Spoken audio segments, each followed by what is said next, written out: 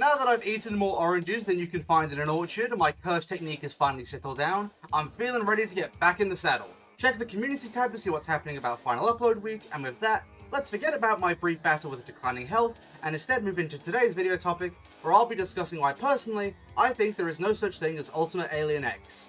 One more thing before we start, I have not watched the Ink Tank's video on Ultimate Alien X, so if this video covers any topics from that video, I don't want to see any comments telling me I copied their video because I literally have not seen it and therefore that would be physically impossible.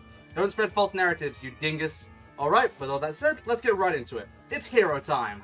So to begin with, let's preface with how the ultimate function actually works. In order to turn an alien into an ultimate alien, the Ultimatrix simulates a million-year disaster/war scenario, thus forcing the alien DNA to adapt and evolve to a more combat-suited form. Basically, this means that when an alien goes into the simulation, it comes out as a combat-oriented evolutionary descendant. As I've already explained before in a previous video, asexually reproducing species like necrophagians don't change much within the ultimate simulation, because asexually reproducing species have very low genetic variation, and thus wouldn't change much over time, even given the million years provided. For species like Sonorosians, species that are literally just sentient sound in a suit, the suit changes because the species likely adapted the technology within the simulation, creating a new and more powerful suit to wield against their foes, hence the striking change in design for a species that doesn't really have DNA as we understand it. For species like Vaxosaurians and Arborian Pelorotas, those who are already very well adapted to combat scenarios, the reason for the minimal changes are due to the fact that the species is already well suited for war, and thus only needed to undergo slight evolutionary change in order to survive. This now brings us to Alien X, and why I believe that Ultimate Alien X literally wouldn't change in any way, shape or form.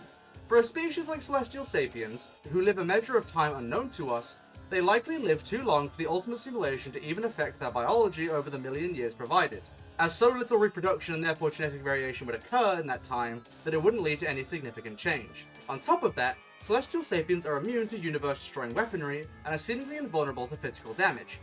As such, they would feel no threat from whatever they face in the simulation, and would have no push to evolve in that regard either.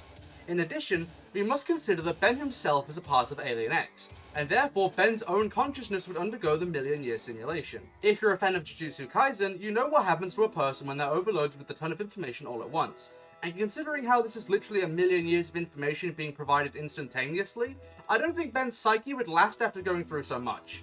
If you want to take becoming brain dead as a power, then I guess Alien X's power is just to be brain dead. I see a lot of people saying that Ultimate Aliens have to have a power trade-off, but this isn't strictly true. Rather, it's just an idea cooked up by O.R. Ash for the Ink Tank for the sake of making a more consistent rule set for his Drawing Matrix series, so that he has some more concrete rules to follow as he creates his own Ultimate Alien designs. This rule clearly doesn't exist within the canon, as Ultimate Spider Monkey, Waybig, Wildmutt, Big Chill, Wrath, Arctic One, and arguably Gravitack literally do not suffer drawbacks from undergoing their ultimate transformations, and seeing as that's over half of the total Ultimate scene, we can say that the other Ultimates are just the exception that prove the rule. As such, there is no rule that dictates that Alien X has to undergo some kind of change through the Ultimate simulation, as other aliens have come out of the simulation with no significant changes or losses within their power set. A million years is nothing to a Celestial Sapien, so this span of time within the Ultimate simulation wouldn't even necessarily push Bellicus and Serena to have the time to come to agreements with one another, and perhaps result in a more unified Alien X, because the time would be irrelevant to them anyway. Also, I know this is unrelated to the current topic, but I had people in my original Alien X video way back telling me that Albedo doesn't have access to Alien X because Ben put the keys in the Ultimatrix to lock it away. But Albedo literally had the Ultimatrix before Ben, and the keys were made specifically for the Ultimatrix, so Ben wouldn't have even been able to lock Alien X away with the keys until after Albedo had access to him. Again, I know that's unrelated, but I've had so many people arguing with that point to invalidate my idea that I just had to raise awareness to the fact that their point is literally false. I like arguing, you see. And to be honest, that's pretty much all I can say on the topic. Alien X can't become an ultimate because the biology of Celestial Sapiens literally makes it impossible for their species to undergo any significant changes within the time provided. If Ben tried to turn into Ultimate Alien X, I imagine all that would happen is that the Omnitrix symbol would turn into the Ultimate Omnitrix symbol, and that would be it. Nothing else, just a fancier badge. So with all that said, please feel free to leave your comments roasting my take below, and now let's move into our usual post-video rituals.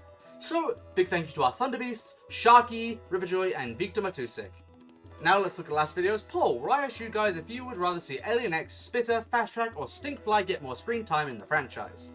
With 7k total votes, Alien X got 34%, good number, Spitter got 44%, Fast Track got 12%, and Stinkfly got 9%. Personally, my answer is Spitter.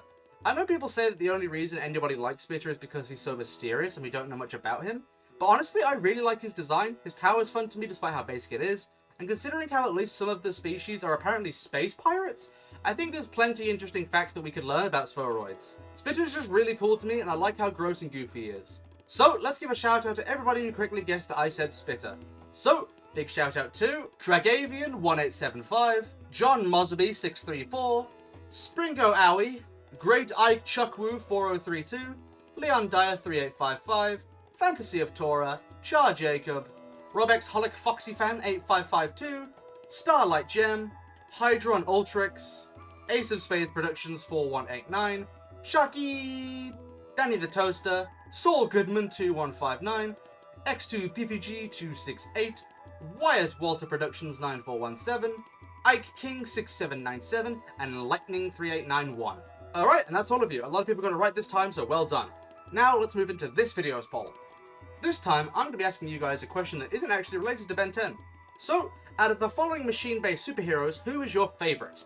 Iron Man, Generator Rex, Max Steel, or Tech Jacket? Leave a comment below guessing which one you think is my favourite, and with that, I'll see you all next time. Adios, fellow heroes.